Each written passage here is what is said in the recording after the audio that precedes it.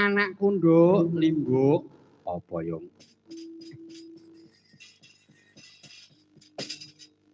ngaturake penuwun lan awak dhewe syukur ana ngersane sing gawe urip kang tansah paring karahayon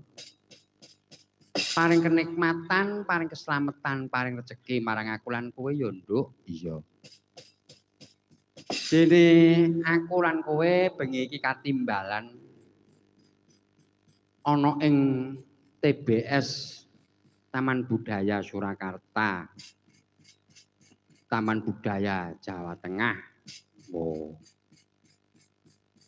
ngisi Jemuah Kliwon anggere malam Jemuah Kliwon wayangan kuwi ya ajeg mah ya sosok ora eneh merga apa merga beda kanane lho ngono bedane piye kabeh ki biaya debok ngene iki ya tuku nek ning kota iki tuku sing nata wayang kuwi ya dibayar ngono sound system ya terus pengrawit sakmono kuwi kok ya ado-ado seniwati ki ya ado-ado ya dadi nek mbiyen piye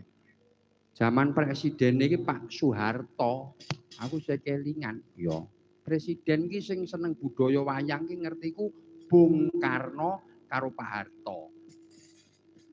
mesti wayangan sejarah Bung Karno istana mesti wayangan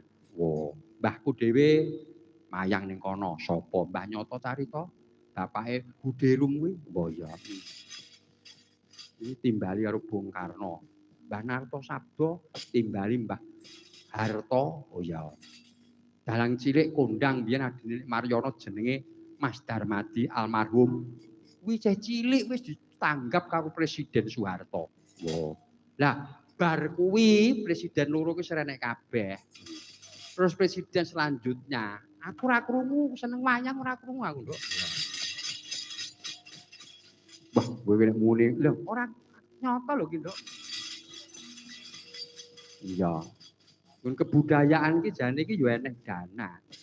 biyen ki aku zaman dadi dewan pendidikan dan kebudayaan kuwi mesti enek danane iya Mas ya syukur muga-muga pemerintah eling marang budayane dhewe. Budaya sing adiluhung iki mung karo wayang kulit ya nduk sing adiluhung aja mbok rusak. Ngono. Maksude adiluhung